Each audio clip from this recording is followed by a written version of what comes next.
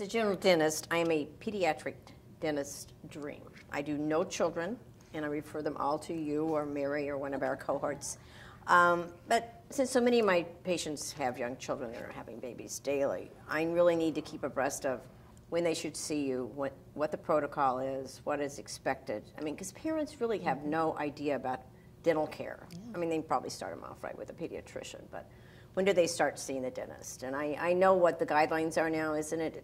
6 months or 1 year or 6 months within getting the first tooth, yep. Whichever comes first, yep. Correct? Mm-hmm. Right. So usually I recommend the parents to come in at around 1 year old for educational purposes. I mean, sometimes they do come in, would you believe it, with tartar, like calculus buildup on the lower, at 1 year old, calculus buildup. I've seen that too. Staining, you know, some of them are in iron drops and things like this, so the parents want that cleaned off. So I have no problems pumicing and cleaning, you know, getting that stain off and things like that. But mostly it's for educational purposes, to sit the parent down and say, okay, you need to start brushing the teeth, you need to do this, about diet control, about just making sure that the parent is educated on what they need to do to take care of their children's teeth and to try to prevent cavities. And then I'll recommend around closer to 2, come in for their first cleaning, and then even with the fluoride treatment, you know, 2, 2.5 around there to do a first cleaning and really examine for cavities. But even at 18 months, I've had patients with cavities. You know, certainly if they haven't been in the office at 1 year old and they're a new patient that comes in 18 months or 2 because the pediatrician or the general dentist took a look and saw some dark staining or dark spots, and now all of a sudden the mother's like, he's only 18 months, how could he possibly have cavities? Well, he's eating food. Yeah. On a daily basis. Some parents don't know not to lay their babies down with bottles, with milk and juice. I mean, it's unbelievable to me. I see so many milk bottle carries, even after you tell the patients, you know, tell the parents, don't put the child to bed. If you have to put the child to bed with something, give him a bottle full of water. Right. Yeah. Well, he doesn't want it. I said, but it doesn't matter what he wants. He's got to have some water and no juice and no milk, because I've seen horrible results of that. Yeah.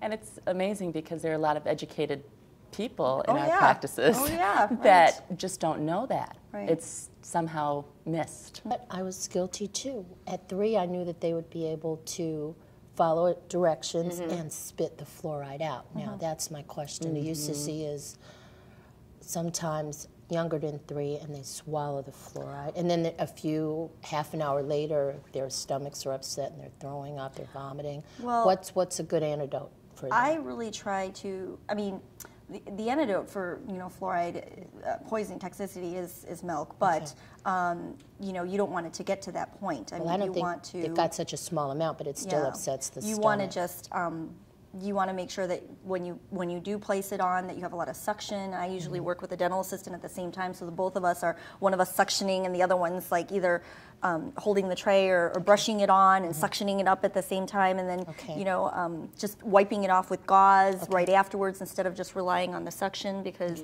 many times suction doesn't always get everything out. What method do you think is best for the fluoride treatment at a young age? What I try to do is brushing it on with a toothbrush and then suctioning at the same time. Sometimes after we do that, we brush it on, then we'll have them just bite on 2 pieces of gauze on either side and just kind of hold it there so that the fluoride stays on for that 1 or 2 minutes. That's why you know, we don't use a lot of foam in our office, because that foam just kind of like gets everywhere, and that just sort of, you know, not to say anything bad about foam fluoride, but the gel sometimes stays in place a little bit better when you brush it on, and then have them bite with the gauze, so that soaks up any extra stuff, so that it's not being swallowed, it's staying on the gauze. And then having this, I mean, it really takes 4 hands, you know, that's why. With little mouths. With little mouths, even though it's such a small mouth. Little mouths and squirming little bodies. Yes, right. And swallowing everything. Right. But a lot of young people too, and I'm sure you'll see this as general dentists as well, is that when they, like maybe they didn't have any cavities while their parents were totally in control of their hygiene, and then all of a sudden they hit preteens and now they don't want to do anything that their parents say, or they really get active in sports and now they're drinking sports drinks all the time, but they're not drinking any water. So they're constantly have, you know, we all know that sports drinks have sugar in them as well, and all of a sudden they come in and they have tons of interproximal decay, and they're like, we don't do any candy and things like this, but now they're drinking these sports drinks all the time. Said you need to drink water when you're playing sports, the old-fashioned stuff. So what do you wish we would tell our patients before they get to the pediatric dentist, Cissy? You know, that I guess just to go for the education purposes, to not be afraid as parents, because being a new mom myself, I'm not going to be the one to do any dental work on my own child.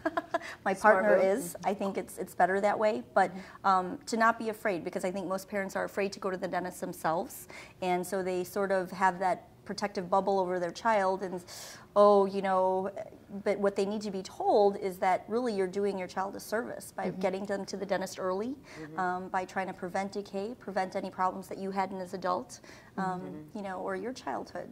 I've told my patients who have small children who are bringing them in for the first time, keep the dental conversations away from the kids or keep it to a minimum and tell them you're going to come in and see my friend Dr. Kim. She's going to look in your mouth.